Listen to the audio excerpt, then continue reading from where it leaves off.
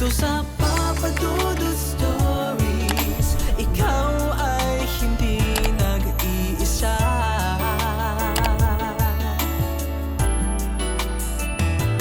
Dito sa Papa Dudut Stories, may nagmamahal sa'yo. Papa Dudut Stories, Papa Dudut Stories. Dear Papa Dudut, sa lahat po ng mga nakatutok ngayon, huwag pong kalimutan mag-like, mag-share at mag-subscribe. Maraming salamat po sa inyong lahat.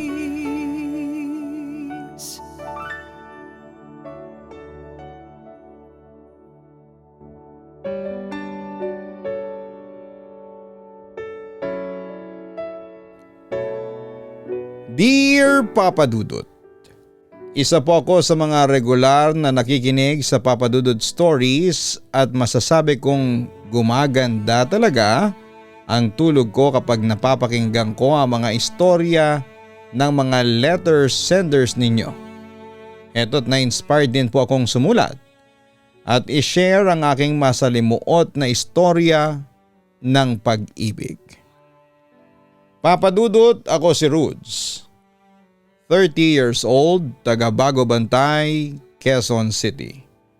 Pero tubong Romblon ako.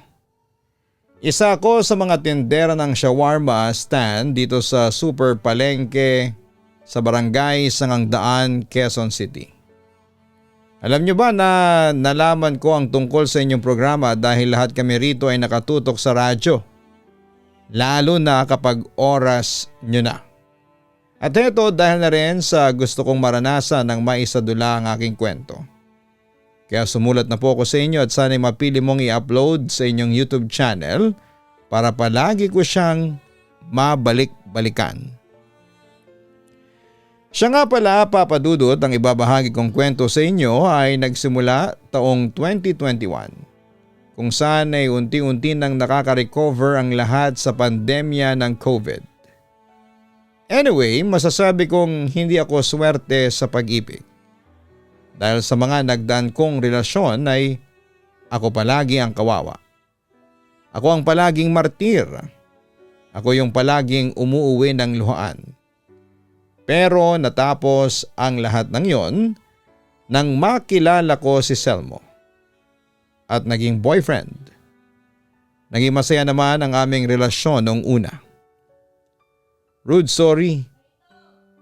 Malungkot na wika sa akin ni Selmo pagkatapos naming magsimba noon sa Immaculate Conception Parish sa Barangay Sangangdaan. Kaya pala simula nung sunduin niya ako sa bahay ay kapansin-pansin na ang kanyang kalungkutan. Nagsusorry ka ba sa akin kasi gusto mo na makipag-break sa akin? Ano? Bakit hindi ka makasagot? Tama ba ako, Selmo? Seryosong tanong ko sa kanya. Narealize ko kasi na mahal ko pa rin si Leia kaysa sa iyo. Pag-amin niya sa akin na siyang kinadurog ng aking puso. Sa totoo lang, alam ko nang mangyayari ito. Naging boyfriend ako ni Selmo kahit na alam kong masakit pa rin sa kanya ang naging hiwalayan nila ng kanyang ex-girlfriend. Sa madaling sabi, pumayag ako noon na maging panakipbutas. Sabi ko na nga ba? Kanina pa akong kinukutuban na makikipag-break ka na sa akin. Malungkot kong wika noon sa kanya. Labag man sa kalooban kong saktan ka kailangan kong gawin ito. Kailangan kong sundin ang nasa puso ko. Magiging miserable lang ang buhay nating pareho kung magpapatuloy pa tayo. Paliwanag niya sa akin.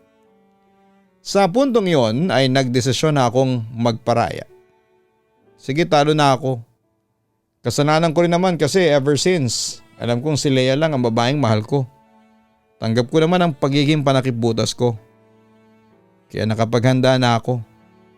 Alam kong panandalian lang tong pagmamahal mo sa akin. Tumingin naman sa akin si Selmo at tila nakukonsensya. Rudes? Sundin mo kung sino ang sinasabi ng puso mo. Sundin mo kung ano ang magpapasaya sa iyo. Huwag kang mag-alala, wala sa akin yon. Pinapatawad na kita. ang wika ko sa kanya. Salamat, wika niya sa akin. Pagkatapos ay niyakap niya ako ng huling pagkakataon. Alam mo, napaka-swerte sa'yo ni Leia. Kasi mahal na mahal siya ng lalaking mahal ko. Selmo, hangad ko ang kaligayahan ninyong dalawa, ang sabi ko sa kanya. Papadudot, isa sa Selmo sa mga lalaking iniyakan ko noon. Boyfriend siya ng pinsan kong si Leia, pero noong maghiwalay sila ay nagkaroon ng pagkakataon sa aming dalawa. Minahal ko si Selmo ng higit pa sa buhay ko. Kaya nga noong araw na hiniwalayan niya ako ay inakala ko ng katapusan na ng mundo. Para sa akin, napabayaan ko noon ang sarili ko at halos kinakawawa ko na ito. Pero hindi naglaon ay nagpasya na rin akong tanggapin ang lahat. Matagal-tagal din ang inaabot ko bago ko nakalimutan ang tuluyan sa Selmo. Sa kabilang banda nang makamove on na ako ay nagpasya akong magtrabaho noon sa isang mall dito sa Muñoz, Quezon City. Naging tendera ako ng shawarma noon at doon na nagsimula ang panibagong yugto ng buhay pag-ibig ko. Nakilala ko naman si Eddie, isa ring staff ng siomai stall na malapit lang sa shawarma stand namin. Makulit at pabibo ang lalaking yon. At ramdam na ramdam ko na nagpapapansin talaga siya sa akin. Samantala isang araw habang naghahanda ang buong mall sa pagbubukas ng 10:00 ng umaga, lahat ng stall sa loob ay naghahanda rin para sa pagdagsa ng mga customers.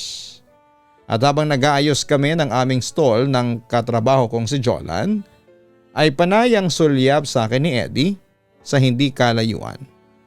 "Rude si Eddie," sabi sa akin ni Jolan. "O anong meron dun sa maharot na kunehong yun?" tanong ko sa kanya. "Kanina pa siyang tinantingin sa iyo eh. Alam mo Rudes, napapansin ko dyan kay Eddie. Parang malakas ang tama niya sa iyo." Natatawang wika sa akin ng aking katrabaho. "Naku, sorry siya. Hindi ko siya type." Natatawang sagot ko. "Kahit na mistisang gwapo siya at may 6-pack abs, hindi mo pa rin type?" Panunubok pa niya sa akin. "Anong meron ba dun sa 6-pack abs niya ha? Hindi ko naman makakain yun." Balik ko sa kanya. "Sus, wag kang ang nagmamaganda dyan." Sarkastikong sabi ni Jolan sa akin. "Basta ayaw ko kay Eddie. Alam mo kung bakit? Masyado siyang mayabang, presko at saka alaskador." Napalakas na sabi ko sa kanya na siyang narinig ng maharot na kuneho. "Mayabang at alaskador pala ha?" Wika ni Eddie sa akin habang palapit siya sa aming stall. "O Eddie, anong ginagawa mo rito?" Mataray na tanong ko sa kanya. "Namamasyal lang." Pa-cute na sagot niya sa akin. "Huwag kang maglakwat siya, magtrabaho ka ano?" Utos ko naman sa kanya. "Kaya na ni Ria yun no?" Rudes." Mabilis ko naman siyang tinaboy. "Alam mo Eddie, kung mga asar ka lang, pwede ba wag mo nang ituloy? Maninira ka na naman ng araw." "O ano ka ba?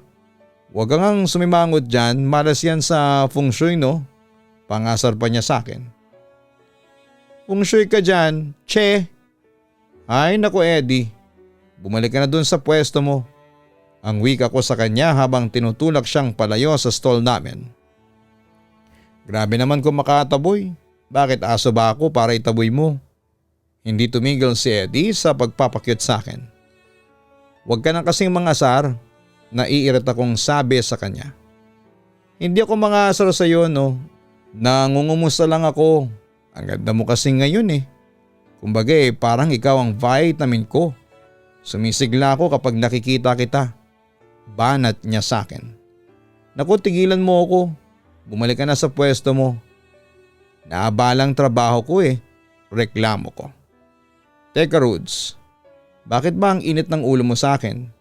Simula nang sumalta ka dito, palagi na lang mainit ang ulo mo sa akin." "Uy, alam ko na.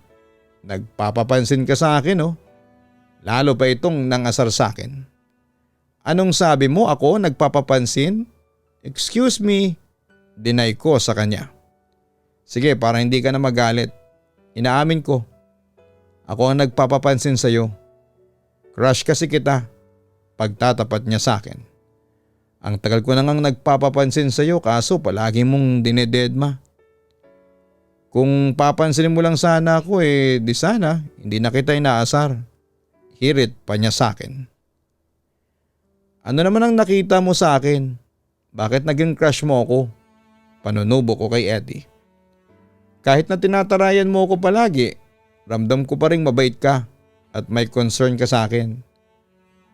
At saka sa love naman di ba, kusang dumarating sa unexpected na tao, sa unexpected na panahon, sabi pa niya sa akin. Umaasa ka pang magkakagusto ako sa iyo. Uy Eddie, hindi kita type no. May taste naman ako no. Ako naman ang nangasar kay Eddie. Pakipot pa itong si Rudes, masyadong nagmamaganda. Hindi naman maganda. Pangasar naman sa akin ang baklang si Jolan. Loka ka rin no bakla. Gusto mo sipain kita dyan? Sit ako kay Jolan. Pagkatapos ay bumaling ako sa aking makulit na admirer. At ikaw Eddie, kahit kailan hindi kita papatulan. Tandaan mo yan. Napangisi lalo si Eddie dahil sa sinabi ko. Huwag kang magsalita ng tapos Rudes. Baka sa bandang huli bumagsak ka rin sa akin. Babalapan niya sa akin. Dinaan ko na lamang yon sa pagtawa. Papadudot si Eddie ang isa sa mga kinakaasaran ko noon. Makulit siya at maangas.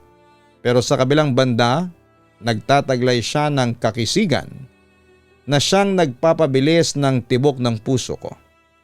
Mestizo si Eddie, maganda ang katawan, matangkad at talagang charming. Pero kahit na hangang-hanga ako sa kanya, ay hindi ko yon pinakita dahil noong mga panahong yon ay takot pa akong masaktan. Kaya dinedma ko lang si Eddie kahit na nanliligaw na siya noon sa akin. Pero papadudot sa bawat araw na lumilipas ay minamahal ko si Eddie. At nung araw na gusto ko nang ihayag kay Eddie, ang mga nararamdaman ko ay siya namang pagdating ng mga hadlang sa akin. Ngunit isang araw habang nagbabrowse ako ng Tagalog romance pocketbooks, sa isang bookstore ay tiyempong nagkasalubong kami ni Eddie. Bumibili ka na naman ba ng mga Tagalog romance novels? Ang baduy mo talaga. Pangasar pa sa akin ni Eddie habang tinitingnan ang mga pocketbooks na bibilhin ko noong araw na yon. Baduy ka dyan. Kaya ka walang ka-romance-romance sa katawan kasi hindi ka nagbabasa ng mga romance novels. Ay nako, umalis ka na nga sa harapan ko, naiinis kong sagot sa kanya. Eto naman, ang suplada mo talaga kahit kailan. Kaya ka walang love life lalo pa niyang pangaasar sa akin. Hindi ko kailangan ng love life no, gate ko sa kanya. Binato ko ni Eddie ng mapangasar na tingin. Maniwala ako sa iyo. Kung ganun pala bakit ka nagbabasa niyan? Kastigo niya sa akin sabay ngisi. Subukan mo kaya maging nice para naman yung pinapangarap mong romantic moment mangyari na sa iyo. Pangasar pa niya sa akin. Huminga na lamang ako ng malalim, imbes na patulan pa ang lalaking yon. Nga pala, mag-isa ka lang ba? Obvious ba? Sarkastikong sagot ko sa kanya. Ikaw, may kasama ka? Oo, kasama ko ang love ko. Masaya ang sagot niya sa akin. Nagulat naman ako sa kanyang sinabi. Aminin kong nakaramdam ako ng sobrang kalungkutan noong sandaling yon.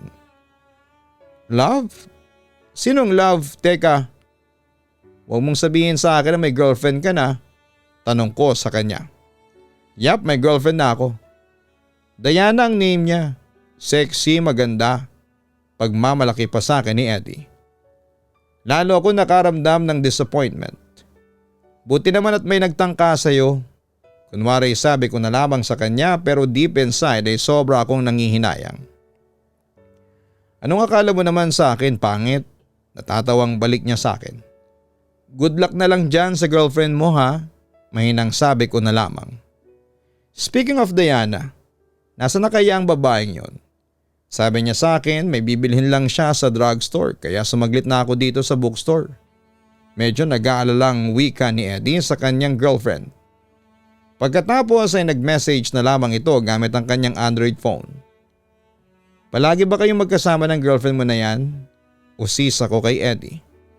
Oo naman. Alam mo naman yon si Diana. Palagi akong nami-miss nun. Para bang hindi nakukumpleto ang araw niya kapag hindi niya ako kasama. Sagot niya sa akin. Mahal na mahal ka talaga ng girlfriend mo, no? Ang swerte mo naman. Nainggit ako sa iyo. Pag-amin ko sa kanya. Rudes, huwag kang mainggit sa akin. Mahanap mo rin ang taong magmamahal sa iyo ng tapat. Magtiyaga ka lang. At saka huwag kang maging suplada. Binasted mo pa kasi ako eh. Ayan tuloy. Nganga ka ngayon. Biro pa niya sa akin. Papadudot, sising-sisi ako noon dahil nagpakipot pa ako kay Eddie. Kaya tuloy sa oras na gusto ko na siyang mahalin ay hindi na po pwede. Dahil may mahal na siyang iba. Sobra ko nasaktan noon pero tinis ko ang lahat ng yon. Dahil alam kong kasalanan ko rin naman. Kaya nawala sa akin si Eddie. Kaya no choice na ako noon papadudot kundi ang tanggapin na lamang ang katotohanan at mag-move on. Naniniwala na lang ako na meron pang lalaki na darating sa akin na magmamahal sa akin ng tapat. Papadudot naging magkaibigan pa rin kami ni Eddie kahit na taken na siya at patuloy ko pa rin siyang hinahangaan noon. Kahit alam kong wala nang pag-asa pang maging kami. Sinubukan kong ibaling sa iba ang mga nararamdaman ko para kay Eddie. Kaso sa bawat araw na dumaraan ay mas minamahal ko ang lalaking yon. Kaya napilitan na ako noon na iwasan na lamang si Eddie. Kaso papadudot, hindi ko rin nagawang iwasan si Eddie dahil nadudurog lalo ang puso ko. Hanggang sa isang balitang aking natanggap. Hiwalay na sina Eddie at yung girlfriend niya. And the next thing I knew ay naging concerned na ako sa kanya lalo na nang malaman kong nagpapaka-wasted siya gabi-gabi sa beer house. Kaya isang gabi ay nagpasya na akong damaya na ang aking kaibigan. Eddie, kalimutan mo na siya. Huwag mong saktan ang sarili mo para lang sa isang babae. Wika ko sa kanya habang sinusubukan ko siyang i-comfort. Tinulungan ko siyang makauwi noon sa kanyang bahay at wala siyang ginawa noon kundi ang maglabas ng hinanakit at panghihinayang sa breakup nila ng kanyang ex-girlfriend. Mahal na mahal ko pa rin si Diana hanggang ngayon, pag-amin sa akin ni Eddie. Pero iniwan kanya, hindi ba? Pinagpalit kanya sa ibang lalaki. Kaya ikaw kalimutan mo na siya. Paalala ko sa kanya. Hindi ko siya kayang kalimutan. Wika niya sa akin. Huwag kang ang hibang. Nakipag-break siya sa'yo kasi hindi ka na niya mahal. Naintindihan mo ba? Hindi ka na niya mahal. Paulit-ulit kong sabi sa kanya. O teka, bakit ka nagagalit sa akin ha, Rudes? Tanong niya sa akin nang mapansin niya ang bugso ng aking damdamin. Hindi ako nagagalit sa iyo pero kasi tigilan mo na yung pagpapahirap mo sa sarili mo. Katwiran ko naman sa kanya. Rudes, mag-iiyak man ako dito o pahirapan ko man ang sarili ko, wala kang pakialam. Buhay ko to. Insist niya sa akin. Okay, wala akong pakialam sa buhay mo. Buhay mo yan eh. Pero hindi kita mabaliwala kasi kaibigan kita.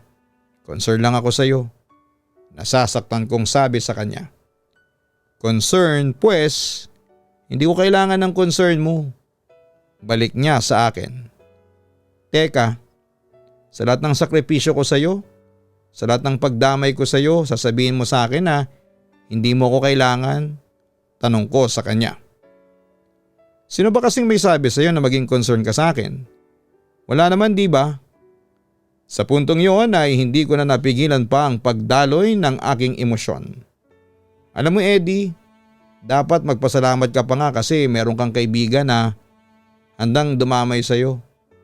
Oo, maaring ang walang nagsabi sa akin na maging concern ako sa iyo. Pero hindi kita kayang makita ng ganyan. Naiiyak kong sabi sa kanya. Natahimik lamang si Eddie sa sinabi ko at nanatiling nakatingin sa akin, Papa Dudut. Nagpatuloy naman ako. Kaibigan mo ko. Handa kitang tulungan sa mga problema mo. Eddie, handa kitang tulungan na kalimutan mo na si Diana.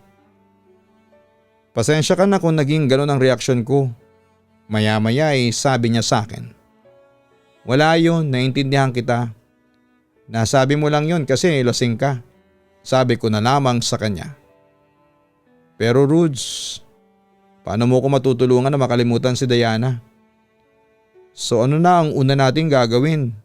Tanong niya sa akin. Simple lang, magmahal ka ng iba. Payo ko kay Eddie. Napatingin lalo sa akin ang kaibigan ko. At sino naman ang mamahalin ko? Ikaw? Bakit hindi? Balik ko sa kanya. Pilyong napangiti sa akin si Eddie. Ikaw ha? May pagnanasa ka pala sa akin. Ngayon ko lang nalaman. Pangasar pa niya sa akin. Binato ko naman siya ng kanyang hinubad na damit dahil sa sobrang inis. Pero agad siyang nakailag. Pagkatapos ay lumapit sa akin si Eddie at inakit niya ako. At dahil nga sa marupok ako noong gabing yon ay sumakay ako sa agos. Hanggang sa hindi ko namalayan na naghahalikan na pala kaming dalawa na umabot sa mas mainit pang aktibidades. Papadudot, hindi ko na napigilan ang sarili ko at nagsiping kami ni Eddie. Hindi ko pinagsisisihan yon at sa halip ay isa pa ngayon sa mga gabing hindi ko makakalimutan. Samantala simula noong mag-break sa na Eddie at Diana ay mas naging close kami ni Eddie. Hanggang sa muli niya akong niligawan. Hindi ko na pinalagpas pa ang pagkakataong yon dahil isang araw. Kumusta naman yung panliligaw ko sa'yo? Matatanggap ko pa ba ang matamis mong oo? Panunukso sa akin ni Eddie. Oo naman. Ang totoo niyan, ngayon ko na ibibigay sa iyo ang matamis kong oo. Nang matagal mo nang inaasam, masaya kong wika sa kanya. Ibig sabihin sinasagot mo na ako? Nasasabik niyang tanong sa akin. Oo, papayag na ako maging girlfriend mo. Mahal na mahal kita, Eddie. Wika ko sa kanya. Ngunit dahil sa pagkagulat ay nanatiling tulala noon ang aking boyfriend. Kaya kinuha ko ulit ang kanyang atensyon. Hindi ka makapaniwala, no? Oh, Rudes. Para akong nananaginip sa totoo lang. Natatawa niyang sagot sa akin. Naisip ko namang asarin si Eddie. Sira, joke lang yun, no? Biro ko sa kanya. Ikaw ha, Rudes ha, pinagtitipan mo naman ako eh. Baka gusto mo harutin ulit kita. Pagkatapos noon ay nanlambing na sa akin ang boyfriend ko. At ibinigay ko sa kanya ang unang halik namin bilang mag-boyfriend at mag-girlfriend. Alam mo, heto na siguro ang pinakamasayang araw sa buhay ko. Thank you, Rudes. Masayang wika niya sa akin pagkatapos. Kaya ikaw, huwag kang mag-iinarte na parang katapusan na ng mundo sa'yo. Isipin mo na kapag may nawala sa'yo, may darating sa buhay mo na mas better kesa dun sa nawala sa'yo. Reminder ko noon sa kanya. Oo nga eh. Nawala man sa akin si Diana dumating ka naman sa buhay ko. At masasabi kong hindi ako nagkamali sa pagpili sa'yo kasi para sa akin mas better ka kesa sa nawala sa akin. I love you, Rudes. Sabi pa niya noon sa akin. Papadudot pagkatapos noon ay naging masaya na kami ni Eddie. Minahal niya ako ng buong tapat at ginawa niyang lahat para pasayahin ako. Nagplano na rin kaming magpakasal noon, Papadudot. Akala ko ay happy ending na kami ni Eddie pero nagkamali ako dahil isang araw. Hindi ko akalain na babawiin pa pala sa akin ng Diyos ang kasiyahan ko. First month sa rin namin noon at nagkataong day off naming pareho sa trabaho. Nagkasundo kaming magkita sa isang fast food restaurant na paborito naming puntahan doon sa Congressional Avenue, malapit sa EDSA. Matagal ako naghintay sa kanya at ilang beses ko siyang tinawagan noon pero hindi siya sumasagot. Simula noon ay nakaramdam na ako ng matinding kaba. Hanggang sa isang text message noon ang aking natanggap mula sa isang nagpakilalang kapatid ni Eddie. Nagimban ako nang mabasa ko ang nilalaman noon. Naaksidente daw si Eddie habang papunta sa meeting place namin. Dead on arrival daw nang dalhin sa ospital. Papadudot July 29, 2022 nang mangyari ang trahedyang yon. Agad akong nagpunta sa ospital kung saan ay dinala daw si Eddie at pagdating ko doon ay sumalubong sa akin ang kanyang pamilyang nagluluksa. Doon po ay nag-sink in sa akin ang lahat. Nanlumo ako at parang tatakasan ng lakas hanggang sa hindi ko napansin na humahagulhol na pala ako. Samantala'y ikinuwento sa akin ng kapatid ni Eddie ang buong detalye. Nabundol si Eddie nang rumaragas ang jeep habang tumatawid ito sa Quirino Highway papunta sa sakay ng jeep pabalintawak. Agad na binawian ng buhay si Eddie dahil napuruhan ang ulo niya. Papadudot sobra akong nagdalamhati sa pagkamatay ni Eddie at halos napabayaan ko na nga ang sarili ko.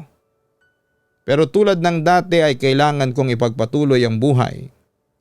Upang makalimutan si Eddie ay nagtrabaho na lamang ako, pero minsan ay hindi talaga maiiwasan na mapaluha sa tuwing naiisip ko si Eddie. Eddie, kung nasaan ka man ngayon ay mahal na mahal pa rin kita. Hanggang ngayon. Salamat sa pagmamahal na ibinigay mo sa akin. Dahil sa iyo ay naranasan kong maging masaya kahit sandali lamang. Sana'y tulungan mo akong maging masaya ang buhay ko. At kung sakaling dumating na ang oras ko ay ikaw sana ang gusto kong sumalubong sa akin. Papadudot, hanggang dito na lamang po ang ibabahagi ko sa inyo. Maraming salamat na lamang po sa pagkakataong maikwento ang aking karanasan sa iyong YouTube channel. Lubos na gumagalang, Rudes. Nakakalungkot ang kwentong ibinahagi sa atin ngayon ng ating letter sender na si Rudes. Masakit talaga na mawala ng taong minamahal, lalo na sa isang trahedya o aksidente. Kaya naunawaan natin kung hanggang ngayon ay hindi pa rin siya makamove on. Akala ni Rudes si Eddie na talaga ang makakasama niya habang buhay. Maganda rin ang naging simula ng kanilang love story na asaran muna na nauwi sa isang romantic relationship. Maraming memories na iniwan si Eddie kay Rudes, kaya hindi yon basta-basta makakalimutan ng ating letter sender. Ganun pa man ay gaano man kasakit ang kanyang pagkawala ay kailangan mo pa rin tanggapin ang katotohanan. Sa ayaw mo o sa gusto, kailangan mo pa rin mag-move on, mag-move forward sa buhay. Maaring maagang nawala si Eddie sa buhay mo pero yon ang plano sa kanya ng tadhana. Wala na tayong magagawa pa doon. Alalahanin mong buhay ka at marami ka pang pwedeng gawin sa iyong buhay. Oo, magluksa ka sa pagkamatay ng iyong pinakamamahal na si Eddie. Pero huwag mong kakalimutan, Rudes, na may mga tao pa ring nagmamahal at nakatakdang magmahal sa iyo sa hinaharap. Sana'y maging matatag ka sa pinagdaraanan mo ngayon at magdasal ka at hingin ng patnubay ng ating Panginoon. Hanapin po ang Kaistorya YouTube channel at mag-subscribe para sa mga horror stories. Ganon din ang Papa Dudut Family YouTube channel. Maraming salamat po.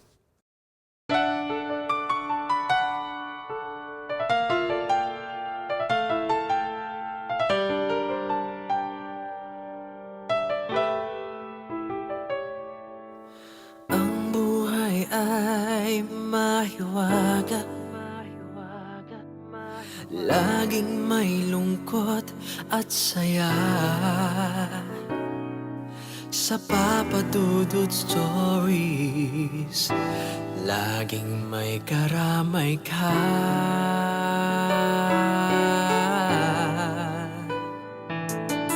Mga problemang kay bigat, dito ay pakikinggan ka. Sa Papa Dudut Stories, kami ay iyong kasama. Dito sa Papa Dudut Stories,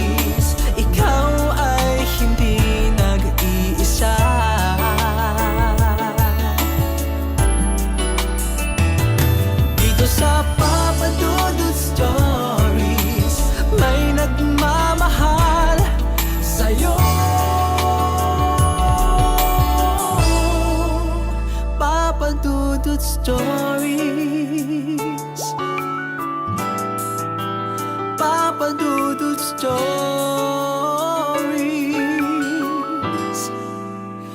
Papa Dudut Stories.